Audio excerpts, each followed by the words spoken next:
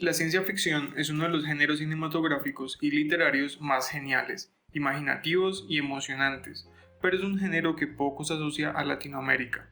¿Pero es cierto que en ese territorio no existe ciencia ficción? En estos días de un nuevo auge de las inteligencias artificiales, de los debates que genera, de cómo afecta la vida en general, parece un buen momento para hablar de ciencia ficción, pero específicamente en Latinoamérica, un lugar que poco se suele asociar al género. Sin embargo, la antología editada por Rodrigo Bastidas nos demuestra no solo que existe, sino que es muy, pero muy amplia. Este libro tiene dos cosas geniales, que usualmente se pasan por alto. En primer lugar, la portada hecha por Luis Carlos Barragán, uno de los autores contenidos en la antología, la mejor en lo que va del canal, no solo porque es atractiva, sino porque inmediatamente nos da una idea de lo que se viene. Es claramente ciencia ficción, pero sobre todo una hibridación, y ligada al sur del continente. En segundo lugar, este libro tiene una de las mejores introducciones también en lo que va del canal, escrito por el antologista en torno a la pregunta de cómo se puede definir la ciencia ficción latinoamericana. El concepto de ciencia que nosotros tenemos, desde mucho tiempo atrás se nos ha dicho que es un concepto casi que inamovible dentro de la cultura, pero cuando uno lo mira un poquito más de cerca, se da cuenta que lo que es considerado ciencia cambia no solamente en relación al tiempo, sino también en relación al espacio. Lo que era considerado ciencia hace 100 años es diferente a cómo consideramos la ciencia hoy en día. La forma como concebimos esa ciencia marca de una u otra forma las formas, la estética, el lenguaje mismo que nosotros utilizamos para describir esa ciencia y esa tecnología. Y eso, por supuesto, produce también relatos de ciencia ficción diferentes. Esto ha hecho que incluso críticos latinoamericanos nieguen la existencia de este género en la región, simplemente por el hecho de no ser una imitación de la anglosajona.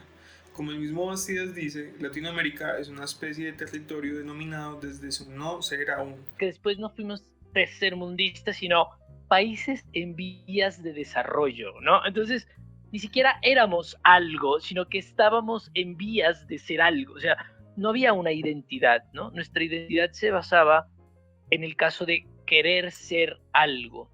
Lo mismo pasa con este género aquí, es como si se entendiera desde su no materialización aún, como si todavía no fuera. Esto sumado que es un género que se asocia a lo juvenil, a lo poco serio, le ha significado varios obstáculos, pero por el contrario ya tiene una tradición y además pasa por un muy, pero muy buen momento. Libros caracterizados por la hibridez cultural, por la crítica política y social, por los choques tecnológicos, entre otros, como por ejemplo La conquista mágica de América, de Jorge Baradit, un cuento único iniciando por el hecho de narrar el descubrimiento de América desde ambos puntos de vista, colonizadores y colonizados, y por su acercamiento, algo denominado el ciberchamanismo. Si la cibernética es la ciencia que estudia los sistemas ligados a la computación, en este caso el ciberchamanismo sería una especie de entendimientos de los flujos de la energía del mundo natural y su hackeo, y es precisamente cómo se aborda la conquista, como una batalla mágica cuya estrategia es la incomunicación y descoordinación de las regiones americanas por parte de una especie de magos del viejo mundo contra los distintos pueblos americanos. Aunque parezca extraño el acercamiento que hace Baradit, es genial por su forma de ver la realidad, que en una primera instancia puede parecer incoherente, pero en ese caso aprovecha al máximo las posibilidades imaginativas de la literatura para mostrarnos que hay otras maneras de acercarse a las historias, en este caso a la historia, no desde un punto de vista realista, sino desde lo mágico. Pero ojo, mágico no significa incoherente, sino como una posibilidad. Hablando de abordar las historias desde otras formas, es imposible no mencionar el cuento de Laura Ponce, a través del Avatar, donde la escritora argentina crea mediante su protagonista un mundo donde los juegos y algunas sustancias se funden en un contexto comercial y decadente. Un día llega a manos de la protagonista un videojuego imposible de soltar, especialmente porque contiene un mundo muy denso, donde ella termina siendo una especie de conquistadora. Uno de los grandes aciertos del cuento es que cuando lo volví a leer para hacer este video, me sorprendió que en palabras es poco lo que se describe del juego, pero en mi cabeza era como si le hubiera dedicado muchas páginas, aunque en realidad de él se sabe muy poco. Ahora, una de las cosas más interesantes de este cuento es que aunque el mundo de los videojuegos está por supuesto rodeado de todo un aparataje comercial y que se ve tanto en la historia como actualmente, es también una invención que permite experimentar el mundo de una forma distinta, al igual que el cuento de Baradit.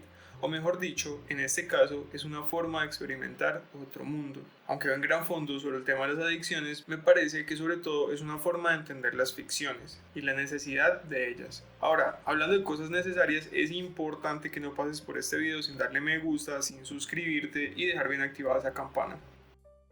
Si hablamos de distintas formas de experiencia, Alberto Chimal nos muestra que la lectura puede modificarse también.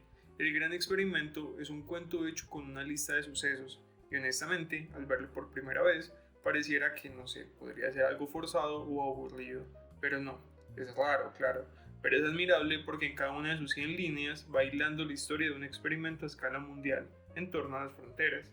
Al leerlo, no parece tanto ciencia ficción, porque aborda temas muy cercanos como las migraciones, las desigualdades, la libertad de expresión, entre otros, que lo hace ficción, pero una más cercana, como un peligro posible y palpable. Es un cuento donde no hay un protagonista claro, sino que es una especie de perspectiva global de cómo se va ejecutando el experimento de un mundo, de una geografía y un clima agreste. Su forma puede no gustar a muchas personas o al menos provocar un extrañamiento, pero en mi caso me desacostumbró un poco de la forma corriente en la que se escribe un cuento. Algo que encontré con este libro es que Cuba pasa un gran momento respecto a la literatura de este género, y esperamos dedicarle un video entero al tema.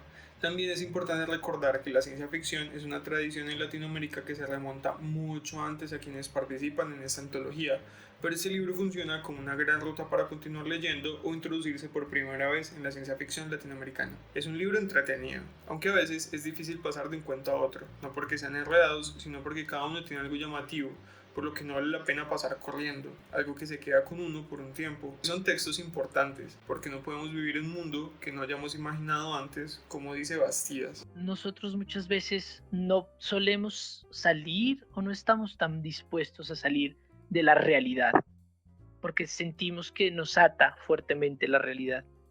Yo lo que les digo es que la mejor forma de hablar de la realidad es justamente imaginando mundos que refieran a la realidad, pero cuyos mundos sean imaginados, porque uno no puede vivir en un mundo que no ha imaginado antes. Si yo quiero un mundo mejor, tengo que imaginarlo primero para poder vivir en él. O si tengo miedo de algo que va a ocurrir en el futuro, tengo que prevenir ese mundo y para eso tengo que crearlo.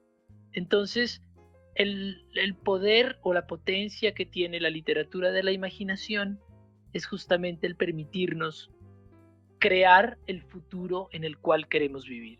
Y creo que eso es lo más importante de una literatura como la de ciencia ficción.